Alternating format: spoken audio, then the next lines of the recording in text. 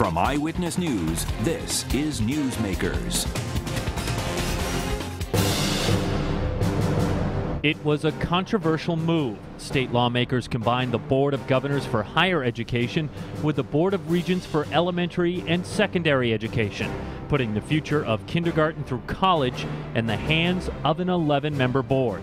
The nascent Rhode Island Board of Education has a new leader with big challenges, like reduced funding for state colleges and universities and controversial changes to student and teacher assessments in our public schools. This week on Newsmakers, the chairwoman for the Rhode Island Board of Education, Eva Marie Mancuso. Good morning. Welcome to Newsmakers. I'm Tim White. Joining me on the panel, WPRI.com reporter Ted Nesi and Eyewitness News analyst Arlene Violet.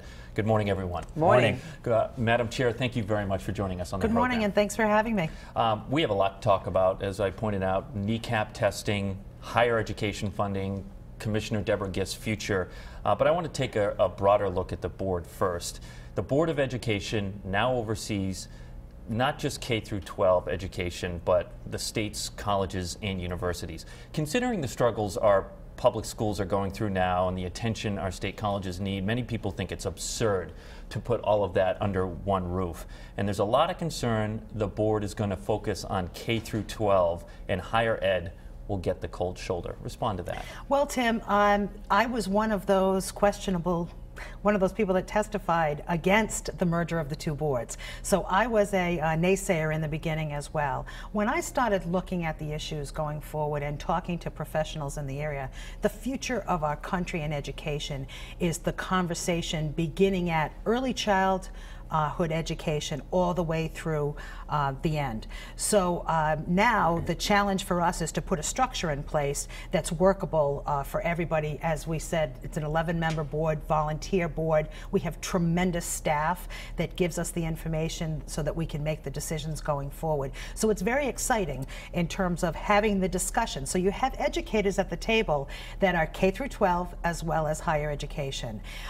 The second part of your question is how do we make sure that higher education doesn't get lost in the discussion? The legislature and the governor put in place a process, a procedure, so that we would have an executive committee chaired by the Commissioner of Higher Education, made up of the college presidents as well as the K through 12 commissioner, and that the Commissioner of Higher Education would set the agenda and be the chair of that board for the Board of Education. So they recognize the fact that anecdotally and also in practice in some states that went from having the one board to two boards, that was the biggest problem, is that there were so many problems with K through 12 and issues that we had to address, like teacher testing and graduation requirements and the other things that they wanted to make sure that wasn't. There's even more administrative action than that. I covered some of the Board of Regents. I mean, the board would have to oversee or sign off on teacher terminations, on appeals. We have a new test coming online in 2015. You're in the throes right now of the kneecap graduation. I mean, that's just K through 12. It does seem like that's a lot of weight to lift. It really isn't, because if you hire professionals to do a professional job in educating the board is the decision-making policy board. We're not in the weeds. We're not out there investigating what the best practices are in terms of which test to use or what have you. We're saying we've got to make sure we have a high school graduation diploma that means something. Create for us tests that make that happen. So it's a policy level decision, not in the weeds, not talking about how you actually do it. So I think that it becomes very manageable if you keep it at that level. Obviously, we wouldn't be able to look at every single test and every single idea as it unfolds. That's why we look at the professionals to do that for us. And we have a great wealth in this state. Speaking of professionals, yes. So much of it depends on who the education commissioner is for K-12, and that's right now Deborah Gist. Her contract is up, I believe, June 30th. Is that correct? Yes. First of all, do you think she should be retained after June 30th? Well, I can tell you what the governor's position is. The governor is committed to have her extend the contract and be able to stay on in Rhode Island. We're in negotiations right now, and as you know, I'm trained lawyers, so until it's signed, sealed, and delivered, I can't tell you that we're going to be able to work it out. So does that all take place behind closed doors, or will there be any public process? Well, you know, no personnel decisions are public in terms of the reviews, what have you. When the commissioner was hired, she had in place performance evaluations each year. I have those. I've reviewed those, and you know, think obviously. What about those performance reviews? And I think those performance reviews are exactly what I read in the newspaper about what the pluses and the minuses were going forward. And then the decision is made whether or not to extend her contract. The process is to hear from all of the stakeholders, and that was all done behind the scenes. That's the nature of a personnel decision. We don't have those on the front page of the newspaper. We don't have public hearings, if you will, like you would an election. Well, for people, you know, everyone's a stakeholder in some ways in who the head of the education department is. Do you have any sense of the timeline on this, when a decision could be reached on how long she's staying? Yes, I believe it has to happen before, actually June 6th is the end of her contract. So what I'm hearing is that as of now, the state is not exploring anyone else. The job is hers if the state and the commissioner can come to an agreement. Correct. It's not just the state, but the Board of Education has to approve it, and the governor is part of that decision-making process. Yes, that's the case. We have no search out there. We are working right now to work with Commissioner Gist on extending her contract. The NECAP, of course, has come under fire that it's more of a ranking test than an evaluative tool. Why in 2 years are we even changing the NECAP if it was such a great assessment test? Well, first of all, that's a 12-part question, General, and I'm going to start by saying that there's a lot of fanfare out there about the NECAP, what it was set up for, a lot of publicity stunts that are going on around that particular test. Let me begin by saying the broad measure. We have to have a diploma in the state of Rhode Island that means something to the public. Tim and I were talking earlier off camera about the fact that people look at our education system as to whether or not to come to Rhode Island. It is one of the single biggest economic development things that we can do for our state going forward, is to have a diploma that means something. So when we have young families coming in and we're looking at companies, whether or not they're going to stay in Rhode Island and move forward or not is going to be what happens. No one is arguing that. Right. I think to her question is NECAP the right measure to determine? It's one of the measures. It's not the measure, and it's not the only test. That's the test that's come under fire because it's been the one that's had the best, the most publicity and the least success rate at this point. Well, we have districts 40% can of choose. Right, districts can choose. There's several. And also, districts can present. Right now, the commissioner has 2 or 3 other tests that she's investigating that's been brought forth for from the districts to say, hey, this is one test that could be an alternative. So it's not high stakes testing. It's not like Massachusetts. The answer isn't you get a 2 or you flunk. That's not what it is. Here, there's lots of different steps putting in. And remember, we're in year 4 of this discussion. This did not just start. So it's not why are we starting this test now and it's going to change in 2 years. Obviously, I believe that in 2 years, when we have the core curriculum, when we have the Common Core in place, and we have the Park assessment, which tests to that core, I think that test may be the only test or one of the indicators. But what does it say about our educational system when all these outside tutors have to be hired? Some 1,500 kids that flunked out of the 4,500, you know, are asking for tutoring, and that number's going to grow. But the tutors are all outside the regular system. What does that say about the system, that we have so many people failing, and now we have to hire another whole bunch of people to rectify the education? What it says about the system is that if I had, as I said to a couple of people when I was out speaking, if I had $10 million to put into this system, it would be in early child development. It would be in all-day kindergarten and preschool and remediation in the 3rd grade and 4th grade and 5th grade. You know, General, we're late to this game in this state. We start remediation in 10th and 11th grade. It's too late. So now what we're trying to do is we're trying to make sure the school districts, and this is very important because this is the analysis that you'll see my board doing going forward, have the school districts put in place the remedial work necessary that they're supposed to do by regulation to make sure that those kids are successful next year to graduate. You said NECAP isn't high stakes. You seem to balk at that term, but the facts are students are tested. If they fail, they can take it again next year, and then they get training. They can take it again. School districts measures students not just on kneecap, but on some other metrics as well, including a senior project, and then some districts, they come up with each district comes up with their own measure. But really, if they do not pass that kneecap, they can get a waiver. And just correct me if I'm wrong, the school districts can then give out a waiver if they've shown some improvement on the test. They might not hit that measure, that bar. Those are two different processes. The one process is that you can apply for a waiver.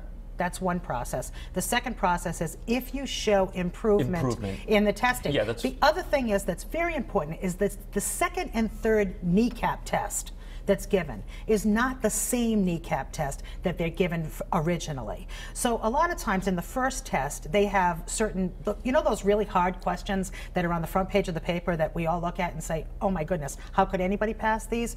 Those are there to weed out and to show what our excellent students are doing. So when the test is re-given to the kids the second and third time, those questions are taken out. Now we look at the kneecap in terms of it's written at a 10th grade level, Tim.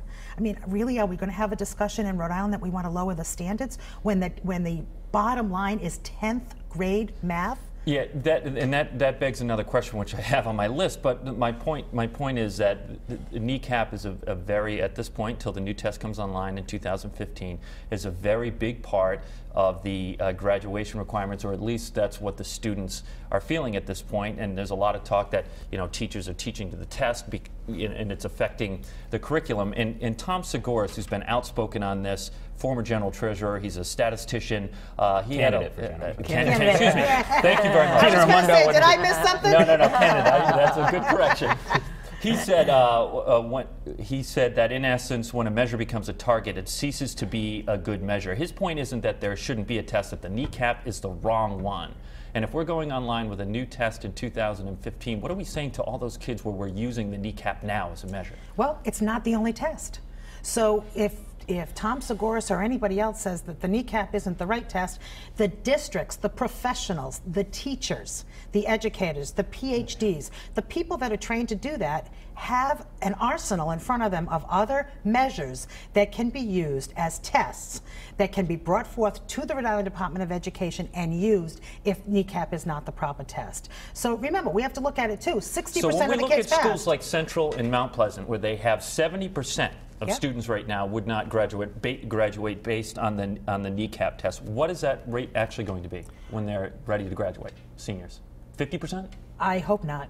I hope not, but that we have to look at that as it evolves. And Superintendent Lucy and Mayor Tavares are very. What are we telling? What are we telling them? If we, I hope not, is a different answer than these students don't think they're going to get a diploma that fall in the 70%. They have work to do. They have work to do so that their diploma is at the level that it should be for the state of Rhode Island. Those students are to be given every single support network, not a bunch of people that sit in the basement in a library and take the test saying, boy, kids, this is a really hard test. Maybe they won't use it. That's not the answer, Tim. The answer is let's bolster these kids. Let's give them the confidence.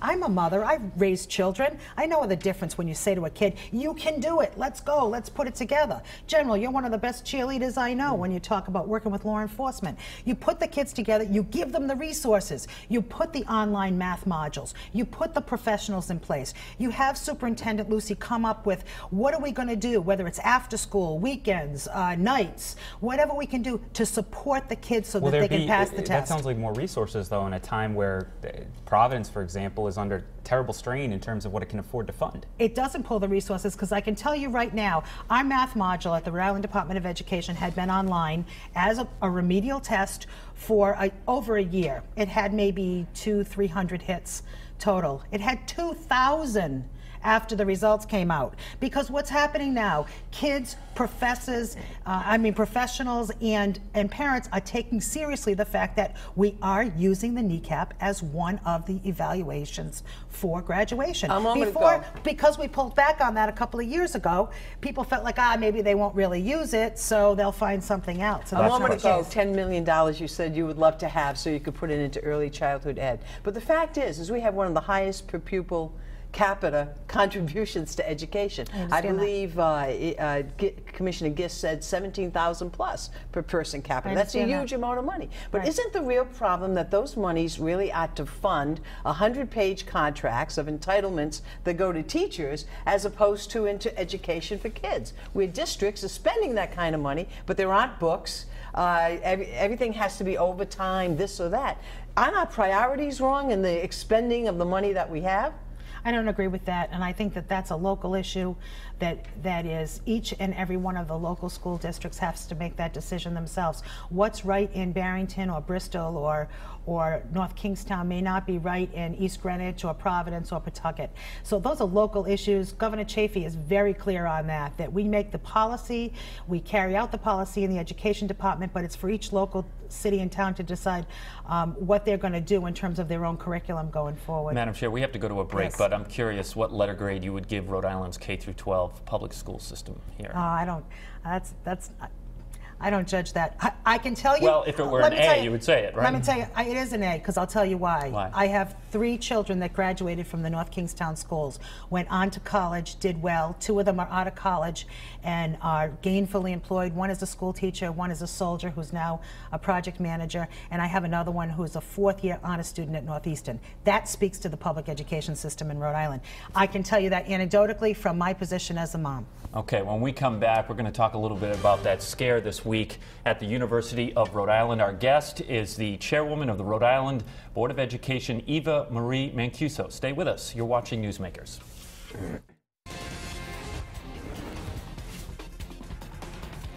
Welcome back to Newsmakers. I'm Tim White. To my right, I'm joined on the panel by WPRI.com's Ted Nesi and Eyewitness News analyst Arlene Violet. Our guest this week is chairwoman of the Rhode Island Board of Education, Eva Marie Mancuso.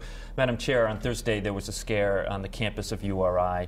Someone thought they saw a gunman, which put the campus on lockdown. Thankfully, it turned out to be a false alarm, but it was a tense few hours. First, your reaction to the response by law enforcement and the campus community, but more specifically, URI President Dr. David Dooley wants to arm campus police. Do you support that? Well, let me begin by saying it's certainly every student and parent's nightmare when you turn on the TV. We had over 1 million hits on the website for the university that completely crashed it. So what happened there was everybody's nightmare. Thank God for the result that was there.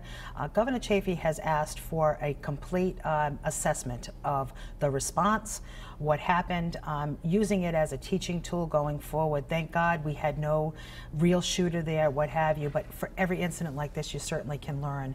As far as the issue of arming campus police, that's one of the discussions. Every time there's something that happens on a college campus, we revisit this issue.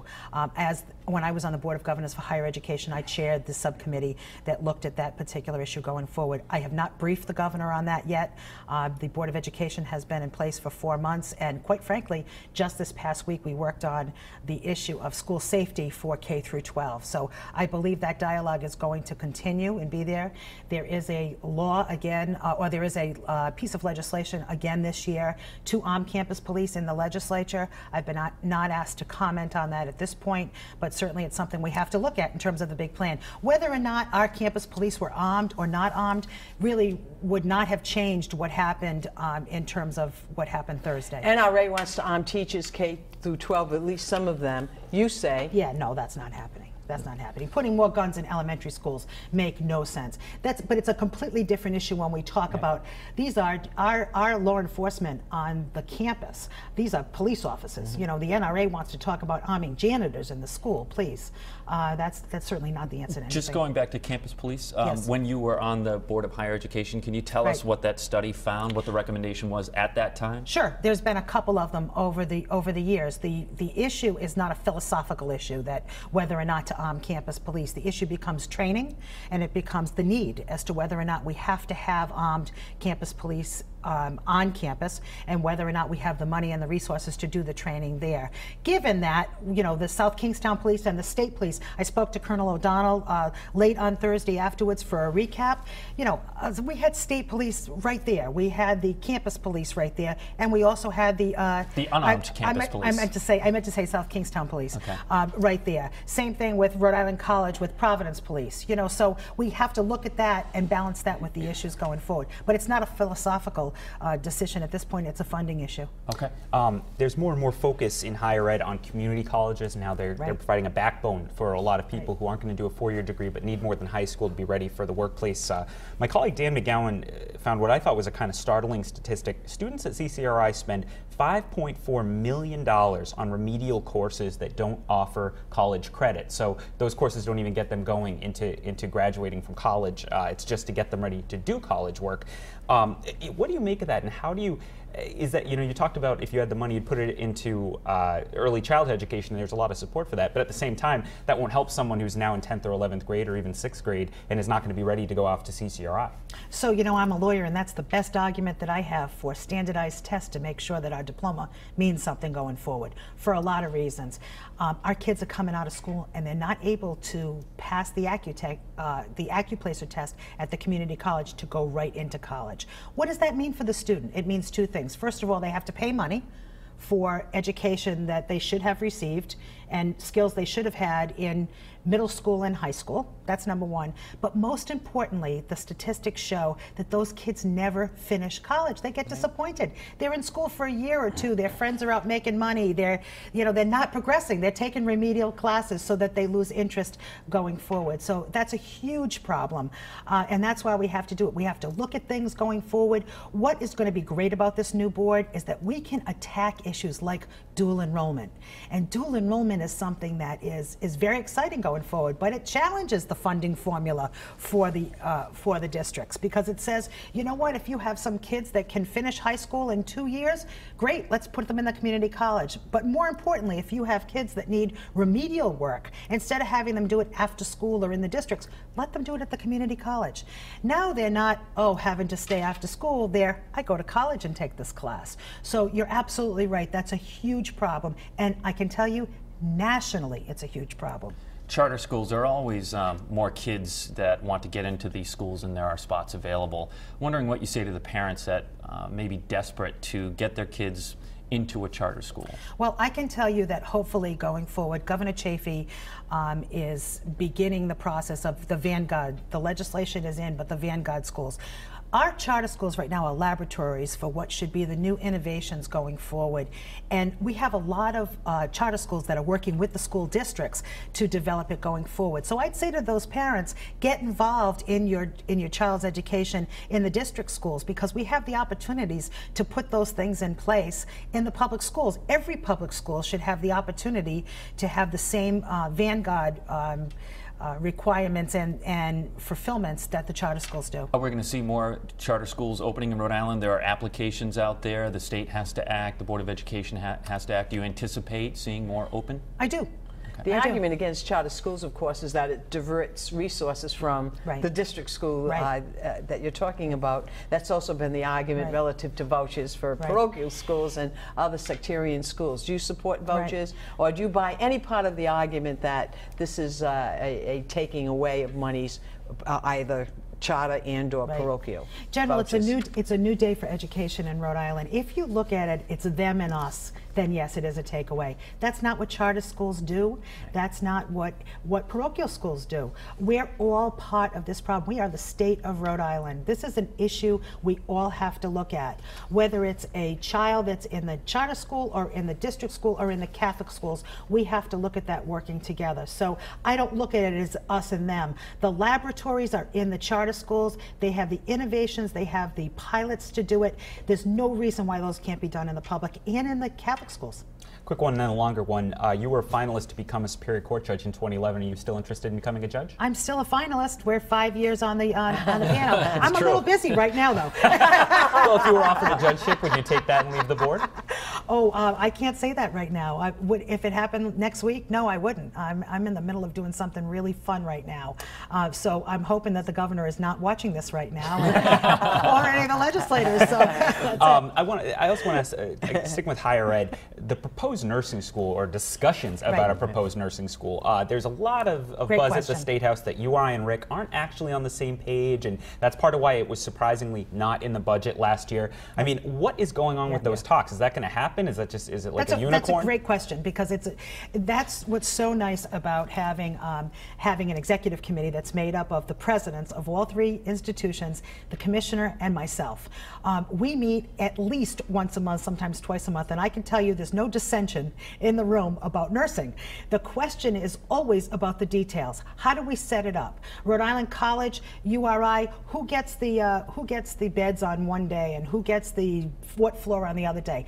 I can tell you that we're putting a study in place. It's going to happen at our meeting, hopefully. Our board is going to approve Monday night a study to put in place. What is the need for nurses and nurse anesthetists and nurse PhDs in this state right now? So we want to have that going forward so that we can bolster when we go back to the legislature. Governor Chafee has the ammunition to say we need not only the building, but we also need to make sure we have the resources in terms of the brain power to do the work. Madam Chair, thank you very much for joining us on the program this week. We You're covered welcome. a lot of ground. We could have covered a lot more. You're welcome.